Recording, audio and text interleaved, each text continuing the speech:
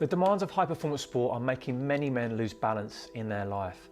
The cost of this is massive, from divorce, short-term relationships, absent parent, physical and emotional illness. From a coach I work with, my relationship broke down, I'm always away, I'm always down on energy, unable to see friends and family. I feel guilty that it's my fault and I'm tired of every human interaction being a transaction. I'm lonely.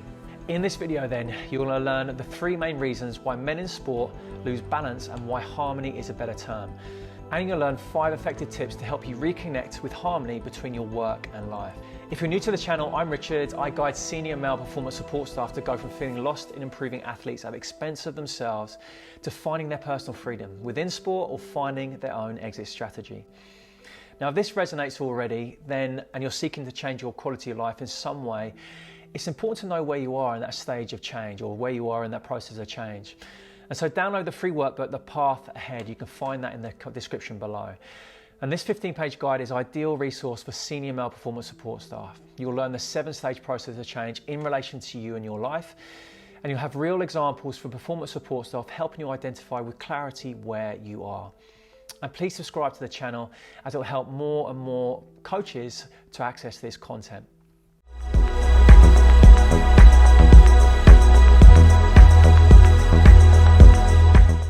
Part 1, the 3 main reasons why men in sport lose balance. The first reason is that they are chasing the thing. Many of the men I work with are considered highly successful in the world of performance sport and academia. And with that level of achievement comes a perceived expectation to keep delivering in their career and to be happy doing it. And if they don't deliver it, it's their own fault. I perceive not achieving as a failure, which falls on me because I have the prerequisite tools to achieve those things. I felt pressure to achieve the markers of what people perceive as me being really good at. So I was inevitably going to fail, which drove me into a hole. Now, there's an assumption that happiness comes with success, and personally I fell headfirst in this trap within my career and was baffled at why the shine of each position I had began to wear off after a while. Now, this plagued me for much of my life up until I was 36 years old. I'd assume blame on the people, the environment and the organisations for being the cause of my frustrations. And here's a quote that supports that. I felt panic that I didn't know what else I needed to do to try and be achieving the thing. Panic of not knowing how to be where I was supposed to be. World class and respected of the thing. How do I stop myself being on this endless chase and also feeling like a failure and just not good enough? I sense among men, and certainly in my own journey, the magnitude of unfulfilled feelings successful people experience is down to looking outside for validation. At the core level, validation provides acceptance, belonging and safety. And maybe mottos such as better never stops is us lost on the roundabout of trying to soothe or fulfill those deeper parts of us. Yet we aren't aware that we're pouring water into a colander instead of a glass. The second reason is they focus on what other people will think. This has plagued me for so long. There seems a separation between what drives the actions versus the feelings the men behind sports seek. Most men want clarity, they want peace from the constant need to keep doing and achieving, and they want to live their life for themselves. But until now, they've been following a path that's been defined by the perception of what other people think, or by their own lack of self-worth and compassion. And it was exactly the same for me in my career too. Low self-worth was a huge limiter for me. I'm a terrible people pleaser. I'm not an aggressive person. I shrink back from conflict, which has led to me being bullied at times. I felt that environment wasn't one in which I could voice my concerns to people. The third reason is a lack of voice. There are huge assumptions being made that standing for what you want based on your values will be perceived as negative. Many men in sport feel they can't express any professional concerns or unhappiness. They feel that if they do, they'll lose their job. And we all know there's such massive high job insecurity and many people waiting in line for that top job to come up. And I remember having over 100 people apply for one position that we advertised. Another quote, I feel I can't speak up about something I feel isn't right. There's a connotation that if I don't like it, then lump it. There's a high job insecurity with not being able to speak up about something I feel isn't right.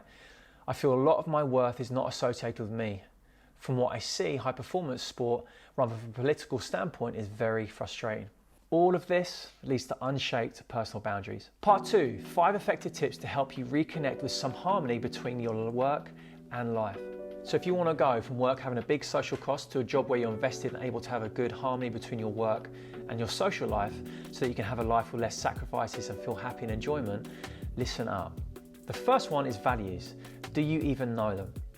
Values are the compass that allow you to choose the direction of your life that aligns with you, that aligns what's truly important to you.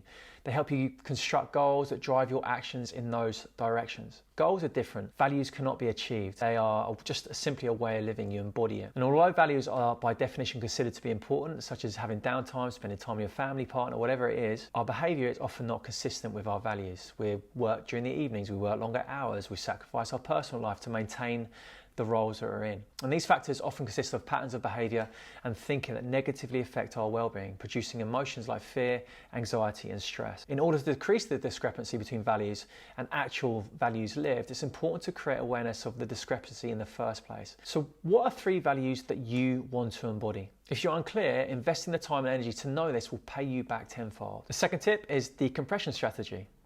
Have you got one when you leave work? If you haven't got a conscious process, you'll never create separation from your work life and personal life. And this doesn't have to be complicated. Simple practices, including turning your work phone off after 7 p.m. and back on at 8:30 in the morning, moving your body in some way, getting into nature, connecting with your partner, whether that's spiritually, emotionally or physically, breath work practice, and we're defining the 3 most important tasks that you need to achieve for the next day to be a success. Just write them down, the 3 most important things. So when you get into work, you'll know that once you've ticked them off, the chances are you'll achieve them and you'll do more work. Whether it's programming, whether it's planning, whatever it is, be super clear what you need to achieve the next day for it to be a success. And simply, how are you affecting your neurophysiology to create a powerful reset of your biology?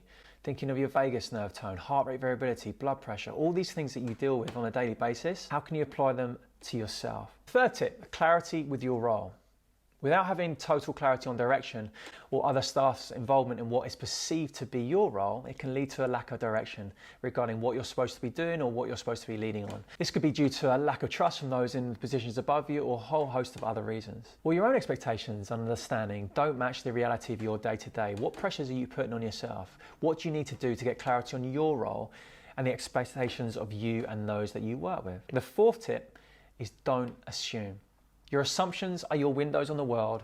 Scrub them off every once in a while or the light won't come in.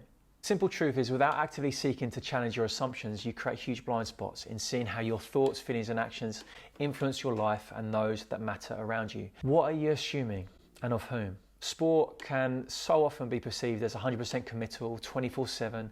You need to be first in, last out to be a successful and loyal member of the MDT. But know that that is a myth or a story that many performance staff that I talk to accept, believe and surrender to without truly reflecting on it or why that is even true in the first place. And this comes back down to clarity. What are your expectations of you? Who defines that? What jobs are you adding to for yourself? And what are you avoiding? The fifth and final tip is ask yourself, what am I pretending not to know?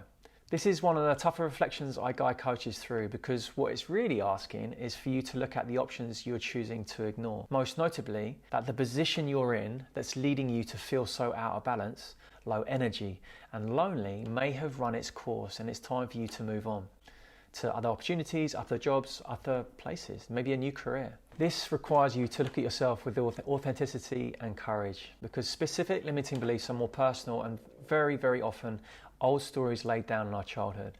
And this is why my focus is looking at the man behind the role, because it's these hidden limitations that govern the thoughts, feelings and actions which so often make it challenging to maintain harmony in life.